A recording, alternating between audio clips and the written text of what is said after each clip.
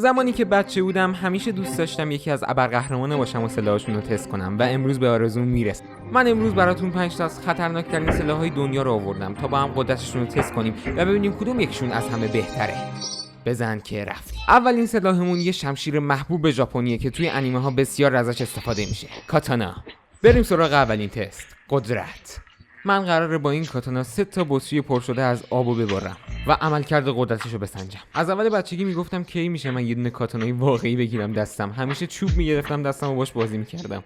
من دستامو آماده کردم و تا جایی که تونستم بهش قدرت دادم و وای پشمام حاجی خیلی تمیز برید. وای راستشو بخوای خیلی بهم حال داد، ولی آیا میتونیم 3 تا بطری که پر آب شده رو پشت هم بزنیم؟ خب بوی گندی میده. خب دیگه الوعده وفا، بریم بزنیمش. راستشو بخواید اولش ترسیده بودم و فکر میکردم قرار خراب کنم، ولی کاتانامو سفت گرفتم و این نتیجه رخ داد.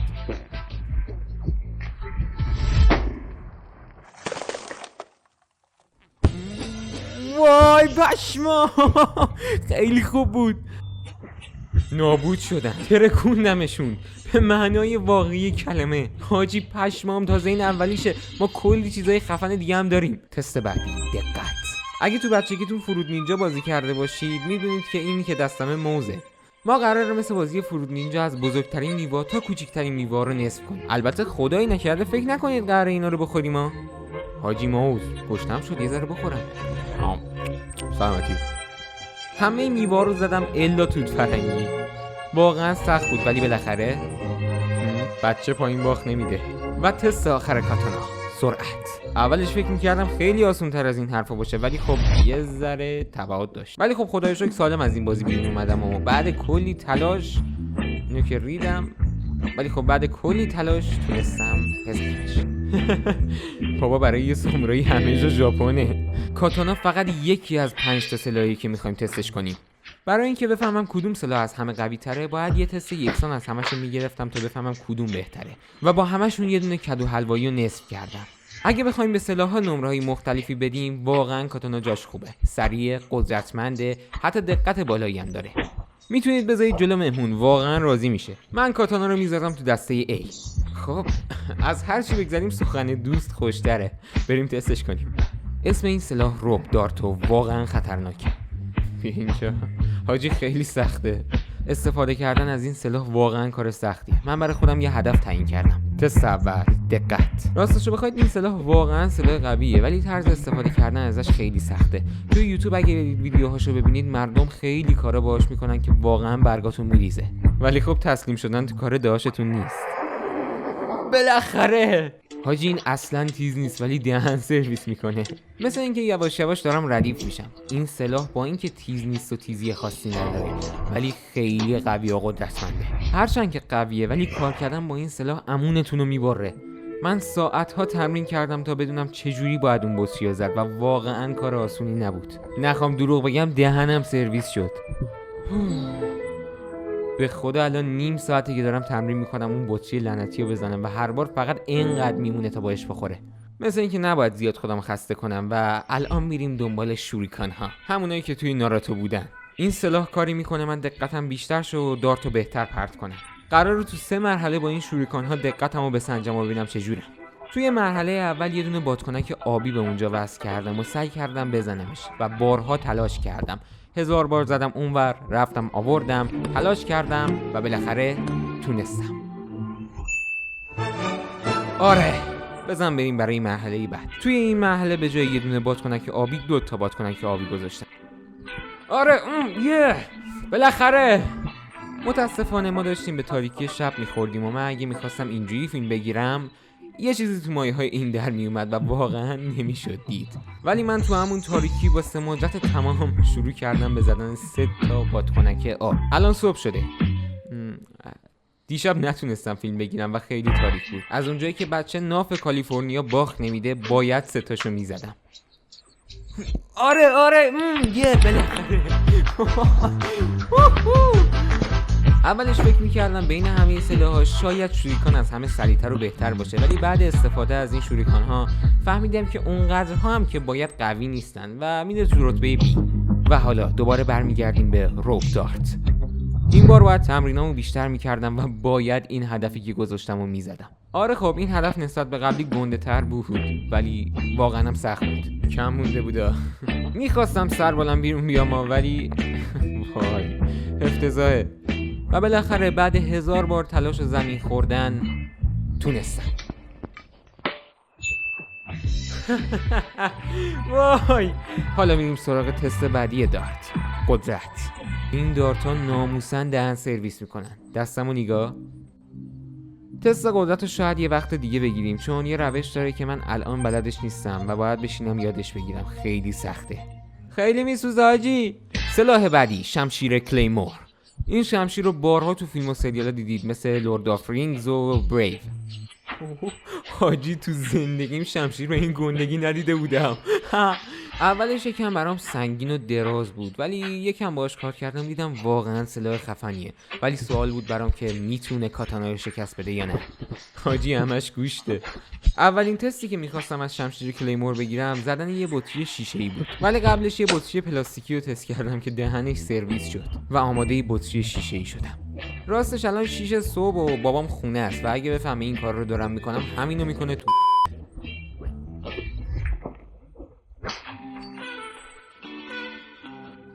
حس میکنم برای این شمشیر واقعا چیز کمی بود. بریم بعدی. هدف بعدیم زدن 6 تا کاسه چینی پشت سر هم بود. شمشیر رو گرفتم و خودم ریختم، پشمام موند.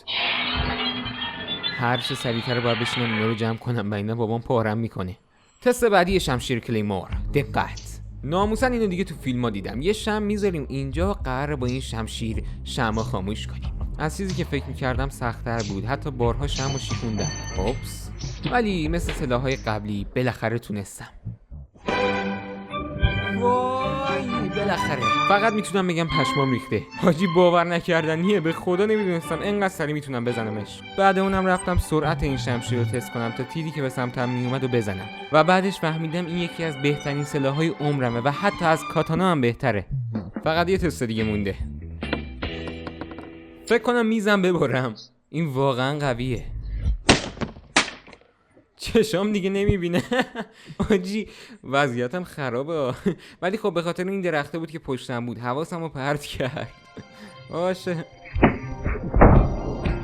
دلم برای کسایی که با این کشته میشن میسوزه. راستیتش توی فیلم‌های زیادی با این شمشیر آدم میکشن و این واقعا خطرناکه. بریم بعدی. فقط قبلش باید بهتون میگم که این شمشیر بهترین شمشیریه که توی زندگیم دیدم. این واقعا قدرتش حتی از کاتانا هم بیشتره. اصلا فکر نمی‌کردم این بره اولین جایگاه، ولی بریم بعدی. قبل اینکه بریم سراغ دارت تنابی، یکی از خفن‌ترین سلاح‌های پرتابی دنیا رو تست می‌کنیم. میخ پرتابی. فکر می‌کنی خفن نیست؟ اینو نگاه. پنلو کند. کار کردن با این وسیله اونقدر هم سخت نیست. تو انیمه ناروتو این وسیله ها خیلی قدرت داشتن، ولی آیا تو دنیای واقعی انقدر قدرت رو دارن؟ یا هدف بزرگتر؟ نوبتی هم باشه نوبت این رفیقمونه که باش کلی مشکل داشتیم. این لعنتی کلی دست من زخمی کرد. من رفتم کلی تحقیق کردم و آموزش دیدم تا بفهمم چجوری باید این حرکت خفن و مرگبار رو با این سلاح اجرا کنم.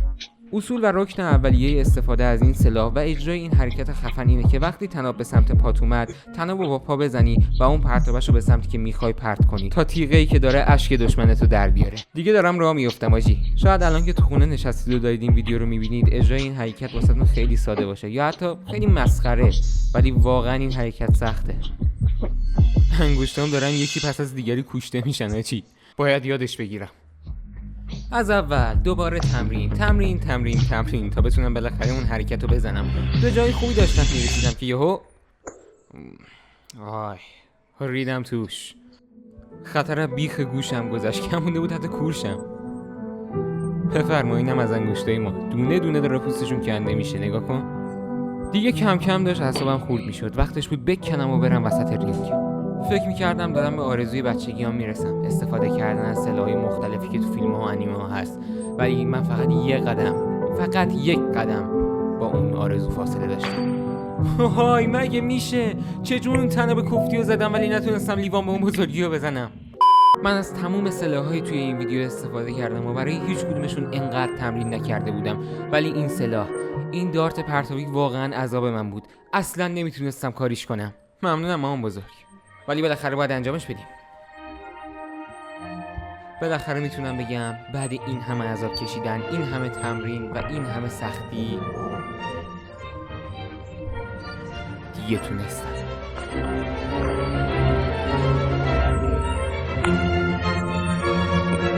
خدای شکرت.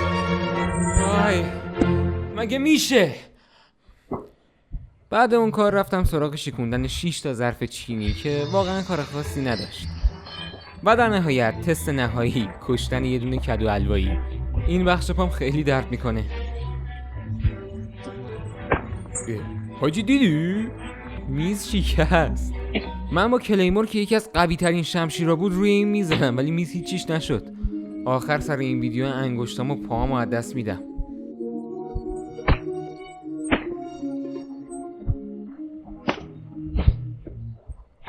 حاجی پشمام. و در نهایت توی آخر این ویدیو میتونم بهتون بگم که این دارت بهترین سلاح توی دنیا است. ممنونم که پیش ما بودید. سابسکرایب یادتون نره.